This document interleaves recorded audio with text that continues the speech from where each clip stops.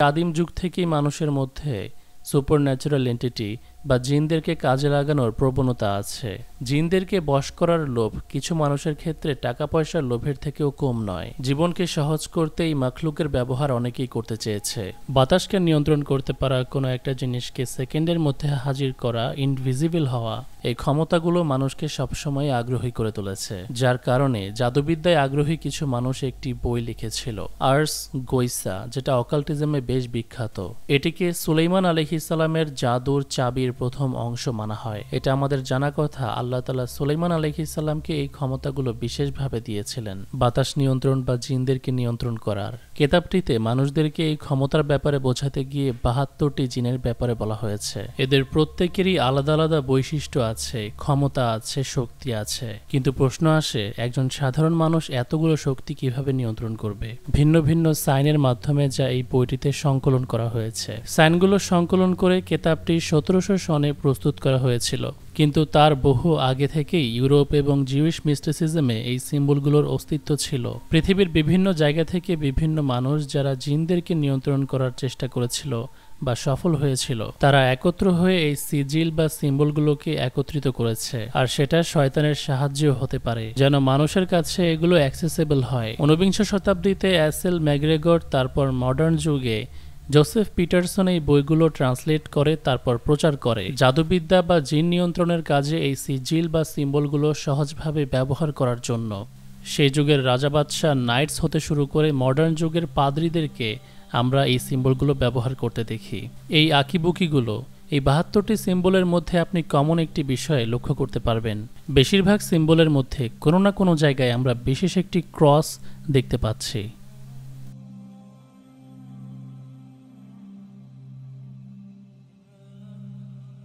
এই ক্রস সিম্বলটি খ্রিস্টান crusader, Knights টেম্পলাররা ব্যবহার করতে শুরু করেছিল যিশুর ক্রসকে মডিফাই করে। যেখানে যিশুর ক্রুশ দেখতে এরকম লম্বা হয়, সেই তুলনায় এই ক্রস চারদিক থেকেই সমান। মধ্যযুগে সেন্ট জন নামক একজন পাদ্রী যখন ইউরোপের একটি দেশ মাল্টা শাসন করছিল, তখন সে এই ক্রসের ব্যবহার শুরু করে, যার কারণে এটিকে মাল্টিস ক্রস বলা হয়। জেরুজালেমের জন্য ব্যবহৃত যেই ক্রস দেখা যাচ্ছে, সেটিও সিমিলার ভাবেই অদ্ভুত, যা এই সিজিলগুলোর সাথে মেলে, যা পরবর্তীতে চার্চে ব্যবহার শুরু হয়।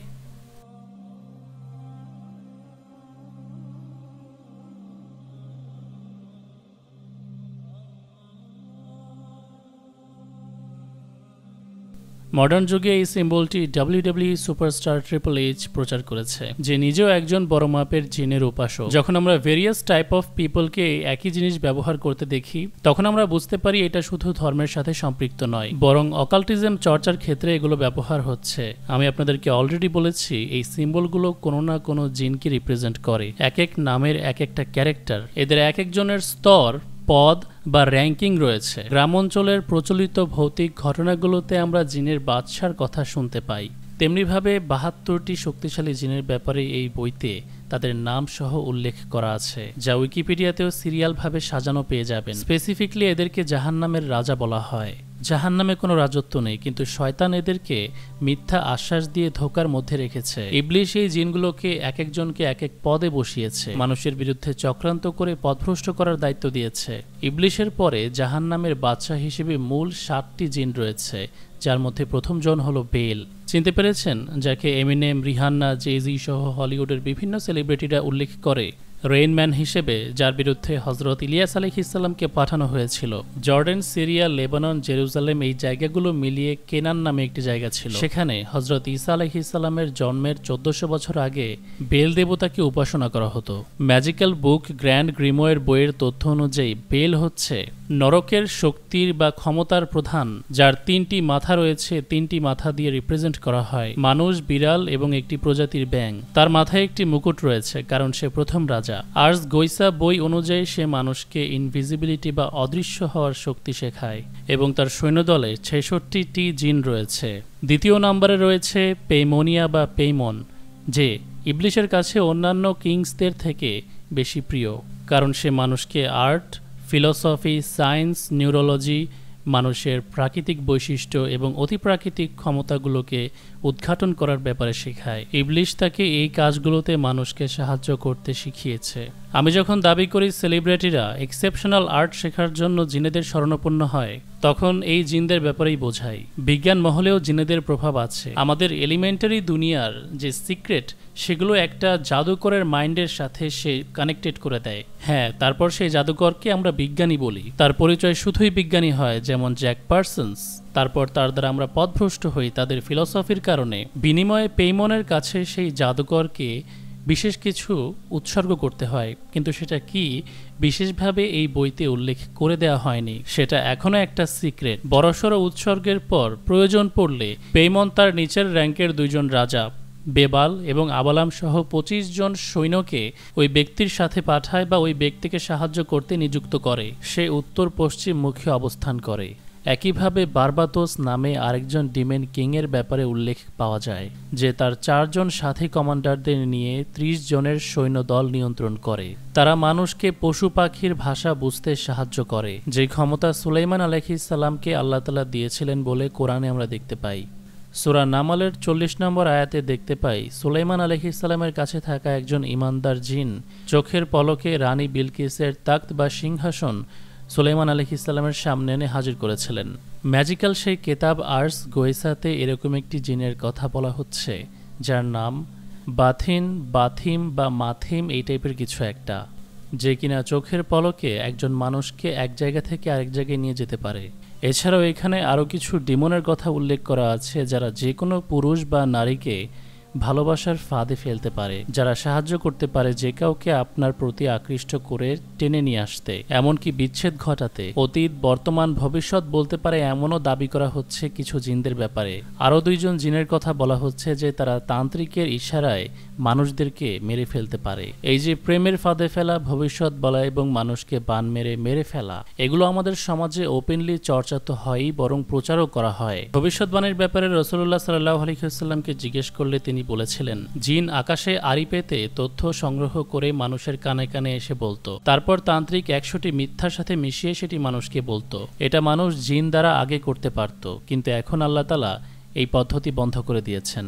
আল্লাহ তাআলা আকাশে নক্ষত্রপুঞ্জ সৃষ্টি করেছেন, জিনেরা যেন ভবিষ্যতের ব্যাপারে আকাশ থেকে কান পেতে কোনো খবর শুনতে না পায়। ডিমনদের পাস্ট, প্রেজেন্ট, ফিউচার বলার ক্ষমতা নিয়ে জাদুকরদের মধ্যেও প্রচলিত ছিল। কোরআনে বলা হয়েছে শয়তান জিনরা এখন সেটা করতে পারে না, তবে কাউকে বান মারা, কাউকে প্রেমের ফাঁদে ফেলা এবং বাদবাকি সাহায্য সহযোগিতা এই জিনগুলো মানুষদেরকে এখনো করছে, যার ভিকটিম আমাদের বাংলাদেশের অনেক মানুষ, অনেক পরিবার। জিনদেরকে নিয়ে লেখা কিতাবগুলোর মধ্যে আরেকটি ক্যারেক্টার খুব পরিচিত, যাকে স্টোলাস বলা হয়। ভক্তরা অবাক হয়ে চিন্তা করতে থাকে যে তাদের পছন্দের সেলিব্রিটিরা কেন নিজেদের গায়ে প্যাচার ট্যাটু অঙ্কন করে, এর মধ্যে কি বিশেষত্ব রয়েছে। 72টি জিনের বাদশাদের মধ্যে সে 36তম, the great prince of hell, যার আন্ডারে 26টি সৈন্যদল রয়েছে।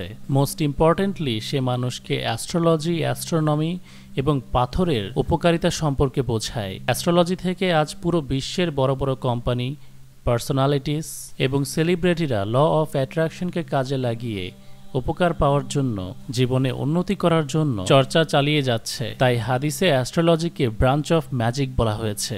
এখন এই স্টোলাস ডিমন মানুষকে যেটা শেখালো পাথরের উপকারিতা নিয়ে, সেটা বর্তমান যুগের কিছু মুসলিম নামধারী কাজ্জাব, যাদের মূল উদ্দেশ্য হলো মানুষকে অন্ধবিশ্বাসের দিকে ঠেলে দিয়ে তাদের পকেট থেকে টাকা লুট করা। আকিক বা হাকিক এই নামের একটি পাথরের উপকারিতা শুধু মানুষকে বোঝাচ্ছে না যে এটা দিয়ে আংটি বানিয়ে পড়লে সেটা তাকে প্রোটেক্ট করবে, সুরক্ষা দেবে অথবা রিস্ক দেবে, বরং রাসূলুল্লাহ সাল্লাল্লাহু আলাইহি ওয়াসাল্লামের ওপরেও অপবাদ দিচ্ছে যে তিনি উপকারিতার জন্য এই পাথর দিয়ে আংটি বানিয়ে পড়েছিলেন। লানাতুল্লাহি আলা আল কাযিবিন, যে মানুষটিকে আল্লাহ তাআলা পাঠিয়েছিলেন কোনো কিছুকে মাধ্যম হিসেবে না ধরে ডিরেক্ট আল্লাহর উপর ভরসা করতে, তিনি রিজিকের জন্য, সুরক্ষার জন্য একটি পাথরের উপর বিশ্বাস করবেন। আমাদের দেশের নামি দামি শপিং মলগুলোতে এই কাজদাবগুলো বড়সড় দোকান খুলে বসে মিথ্যাচার তো করছেই এবং ইন্টারনেটেও প্রচার করছে। তারা দাবি করে আকিক পাথরের ব্যাপারে হাদিস আছে, কিন্তু সেটা কোন হাদিসে আছে কোনো কাস্টমারকে সেটা দেখানো হয় না, বলা হয় না।